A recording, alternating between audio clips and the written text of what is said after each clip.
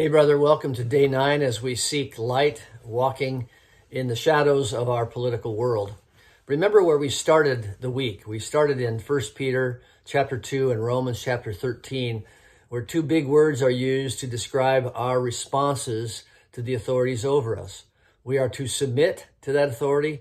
We're to be subject to that authority. Now, I'm not trying to confuse you or to walk a tightrope to arrive at some kind of politically correct place where nobody is stretched or offended. But I am affirming what you already know, and that is that there are no simple bumper sticker answers for how a Christ follower is to walk in this world of sin and complexity, and yes, ultimately, politics. And I'm giving you 3 potential answers that could come with any particular legislation. And the first one is, the answer would be, yes, sir. That a Christ follower should be inclined to obey and submit to government. And Peter says this is to silence the ignorant talk of men so that they don't accuse you of doing wrong, of being bad actors. And we've seen enough bad Bible quoting actors in our world to know that that's not the way to exalt the example of Jesus Christ in our world. There's a second answer, however, and that's what I want to talk with you about today. It's not only yes, sir, but it's yes, but. Even Jesus said yes, but.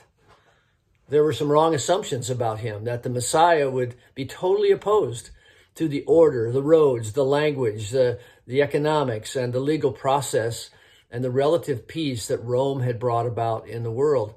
But even Jesus said, I want you to give to Caesar what is Caesar's and to God what is God's. There are things on earth that government provides and things that it can't provide, and that's the distance we have to travel between our walk in the kingdom of God and our walk in this real world. Human government is a two-edged sword. Number one, it can protect us and often does, and there are examples in the New Testament where Paul is spared from a riot by a city clerk who quoted the law. But it also can persecute. There's the miscarriage of the law, most notably in Herod and Pilate conspiring to crucify Jesus according to, quote, the law. But there are some things that the law cannot do, that government cannot do. No human government can ultimately advance or thwart the kingdom of God. We know that. Government cannot save us. No prophet, no apostle, nor did Jesus ever say that has the power to save us or to rescue us. But a just, sound government also provides the best context for us to disciple the nations and to disciple ourselves. So government is limited and its servants are flawed. It can't provide security or hope or morality or generosity. It can't give you the passion to pursue your dreams. It can limit and protect, but it can't force gratitude. It can't evoke generosity. Only God can change that part of our heart. So we are to pray for those who are in power over us because they're just men and women. And we are to protest where we can. We're to vote, certainly, whenever we have the opportunity, so that we have the best possible chance to elect those who not only have a sound mind, but have a sound philosophy of human thriving.